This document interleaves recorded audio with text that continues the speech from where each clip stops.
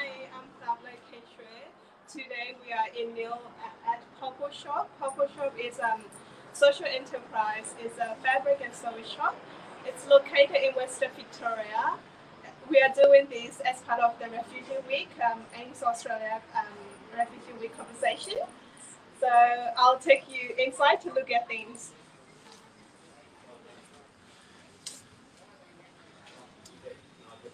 Um,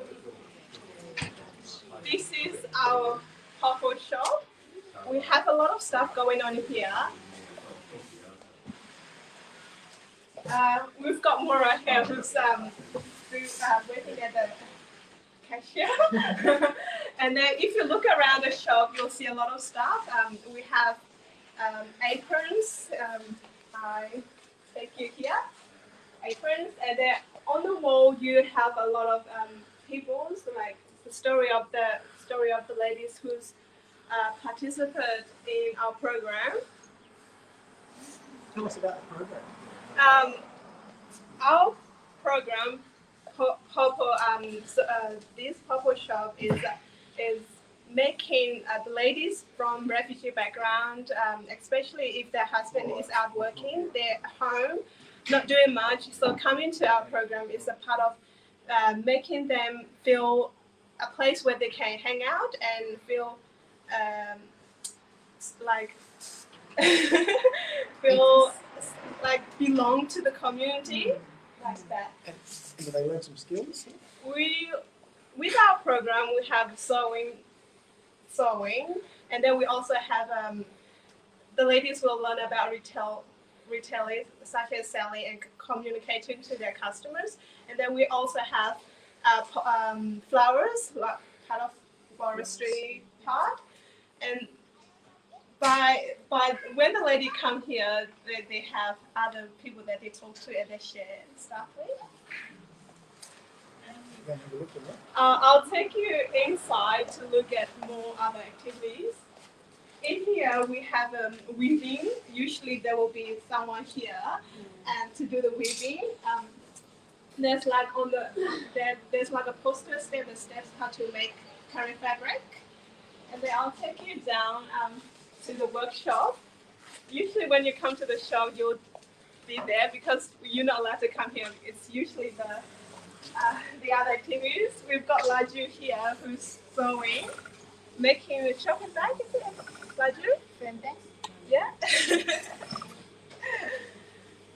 Okay, I'll take you a bit further. We also have ASO. ASO is it's a professional dressmaker, and she's currently teaching our girl up here to make face mask. Face mask. When COVID started, we made a few thousand face masks because, especially people from Melbourne, they needed the most. We made a few, and then in here we've got May. She's making a shopping bag. That's it. So how many women come here?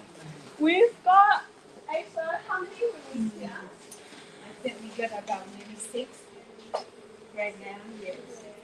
It's not regular. Some ladies, when they come in, they'll get around, and then when the English is good enough, then they'll move on, find the employment. And some ladies got babies, so they couldn't come. Yeah. Maybe like 2 days a week. And we also have an English conversation here as well, where the lady will be practicing their English and they use that when the customer comes. Yeah. So how many people have come through over the years? Over the years? It's not much this year because of the COVID. Usually people, because our town is located with highway, we have a lot of visitors coming through, like travellers, just stop by. We've got a few, but it's slowed down a little bit because of COVID. But how many women would have done the program? How many women? Maybe 20. Yeah, actually in the picture that's before. Yeah. Yeah. We've got around over 10 to start with, and then we move on. Yeah.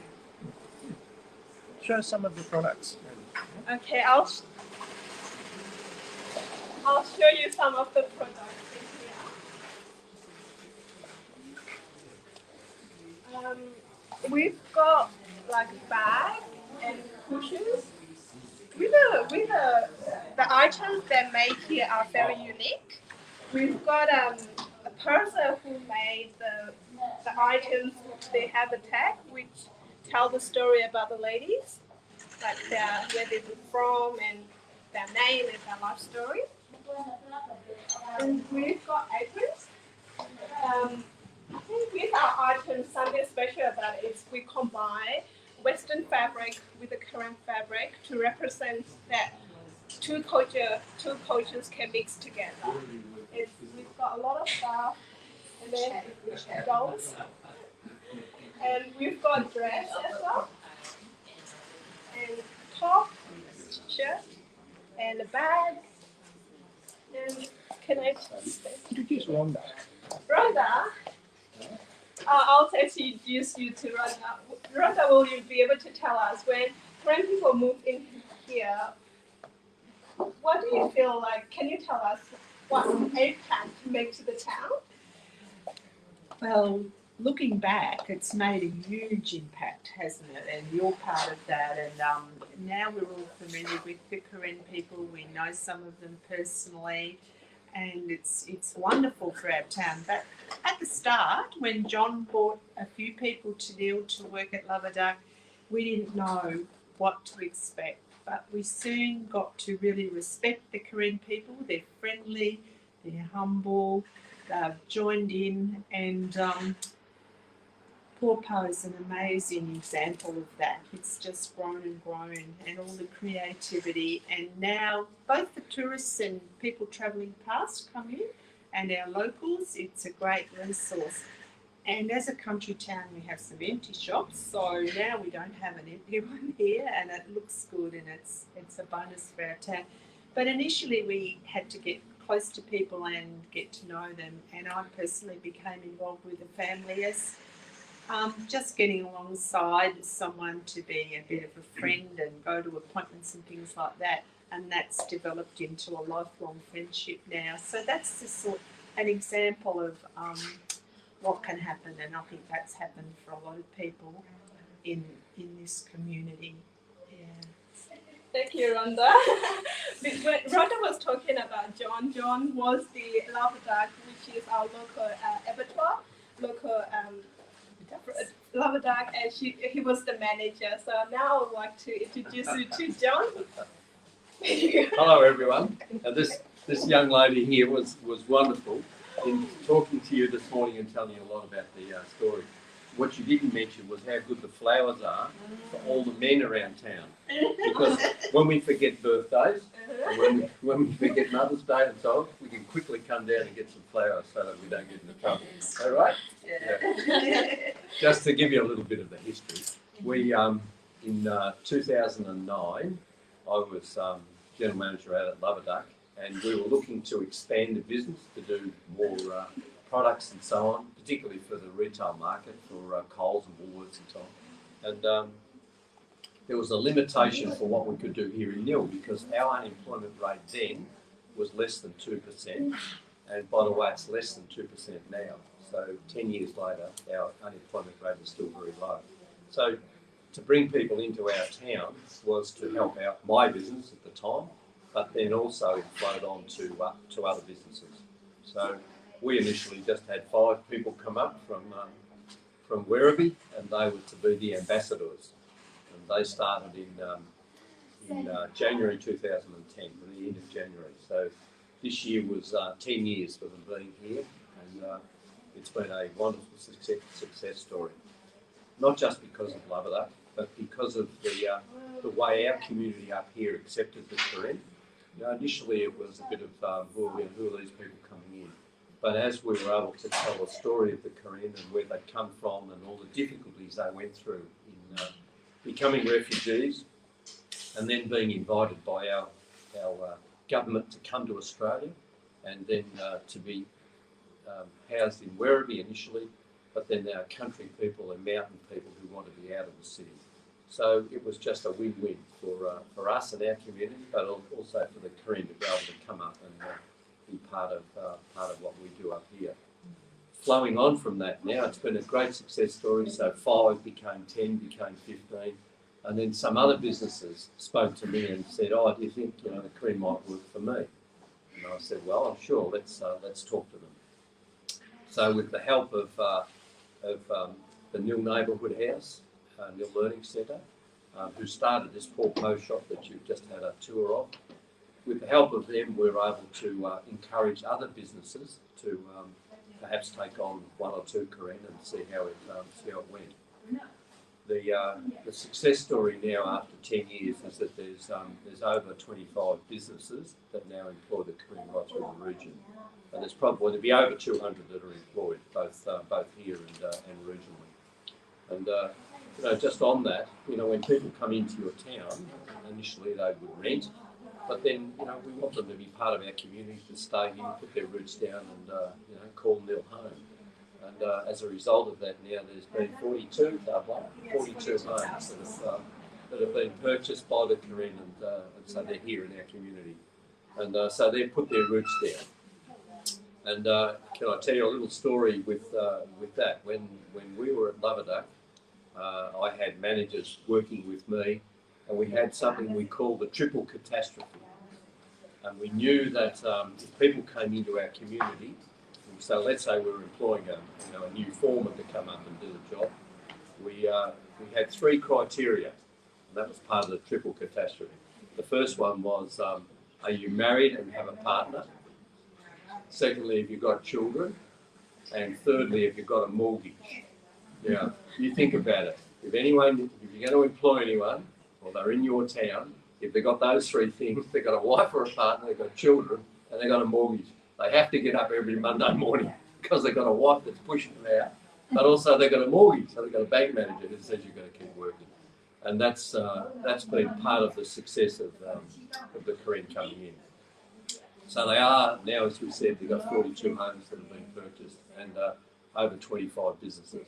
Some, like our hospital now, have got registered nurses up there, RNs, plus some PCWs, primary care workers, and others that are on the allied staff, general services in the hospital.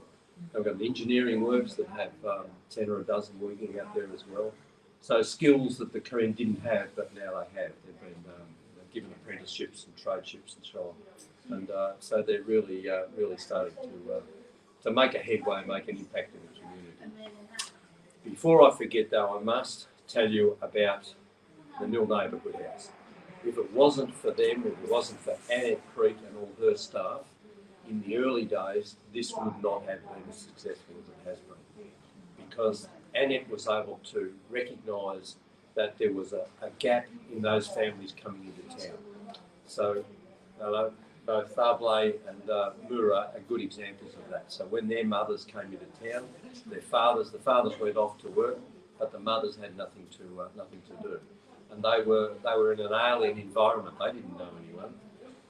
So Annette recognised that, and she started to provide programs for the Korean, particularly the women, to be able to find purpose in their lives, but also to be able to understand simple, basic life skills like how do you go shopping, and what do you do when you go to a bank, or we want to go to Melbourne or Adelaide, what do we do? We've got to buy a ticket to get on a bus or train or whatever. So they were the sort of things that Annette and her staff were able to teach and hold the hand of the Korean and help them settle. And for that, we're eternally grateful. And pork po is just an example of what, of Annette and her entrepreneurship and being able to recognise the skills of the Korean people and to develop it onto another level. The last point I'd like to finish on perhaps now is just to tell you how they've integrated into our community. And I do have one funny story to tell, but I'll keep that to the very last. But just how they integrate into our community. The Korean are very generous in their attitude towards people who help them, but also, and so they want to give back. And early in the piece, we had a land care weekend where have a lot of people come up from Melbourne and Adelaide, you know, we plant about 30 or 40,000 trees in a weekend. There might be 200 people there come along. Anyway, this particular weekend, I had asked, after the big weekend, there were about 1,500 trees, 5,000 trees left over. So we asked the Korean, could they come out the following Saturday and help us? You know, there's a few in land care, and we needed maybe 10 extra people. That'd be great. So the land care officer said, that'll be great. We'll meet at the Shire at 7:30 on Saturday morning, and we'll all head out to the site and plant the trees. So I spoke to Cordo, who's the leader of the community, and he said, yeah, I'll get some people to come. So on the Saturday morning, we all arrived at the Shire office, and the first car came, and then the second, and then the third, and the fourth, and the fifth. And in the end, it was like a funeral procession. And out we drove, big fishtail out to the planting site, and we ended up with over 50 Karen there. And they were singing and dancing, and they had their cooking, their woks and everything else. And we planted all the trees by lunchtime. So instead of usually finishing at 4 o'clock and exhausted, we were all fresh as a daisy, and we had 5,000 trees planted. So that was the first introduction of the Karen into our community, just them giving back and helping us. And the other community story I'd like to tell you about is we've got a boardwalk here in town, which anyone travelling from Melbourne through to Adelaide or Adelaide to Melbourne always stops here, and they go down to what we call the JPEX Park. And down there's a big playground and big open area the kids can all get out and run around. But also we've got a boardwalk which goes from JPEX Park across to the Nhill Lake. And that had fallen into disrepair. It was built about 30 years ago. It all fallen down and problems with it and so on. And they're going to wreck it. And we said, well, hang on a minute. That's too good an asset to have in our town. We don't want to wreck it. We should just keep it going. So it was Rotary and the Lowen Lodge, the Masonic Lodge, got their heads together and said, yep, I reckon we can do this. We can fix it. But we put a budget together and a time frame, and we thought, yep, we can do this, and it'll take us about 3 years with 20 odd in Rotary and about the same in the Masonic Lodge. We've got our heads together, and then I thought, well, we come up with a bright idea. What about if we get the Karen to come and help us as well? So same thing, we invited them to come along, and over 50 turn up. Every time we had a working bee on the Saturday, they'd turn up and help us. Now, if you know what a boardwalk's like, they're all planks, and there's about 10 million of them all the way along. And all those had to be pulled up, and all the nails had to be taken out, and they all had to be put back down again on new boards, on new bearers. And we did that, and we had it built, in less than a year. So it was only about 13, 14 months. And I'll tell you, if it wasn't for the Korean, it would have taken us at least 3 years, probably 4. So they did a wonderful thing for us. And they continue to help in the community. And we've got a thing in Rotary called Rotary Community Call, and it's a way of an organisation being able to capture and help refugees that come into their community, or people who are perhaps of disabilities, for example, or maybe they're coming from a specific business, might come and help you. So it's been a wonderful program for Rotary. Now, just to finish up, we must be nearly through in time. Come here, Far-Mate. I want to tell you this story. This young girl here, she's still a young girl. When she she came to Nhill, and she went to school up at the Nhill College, and it was year 10, year 11, yeah.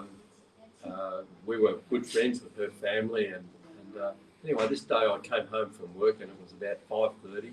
And Marg, my wife, was still at work. She wasn't home. And here, sitting on the front fence, is Barbara.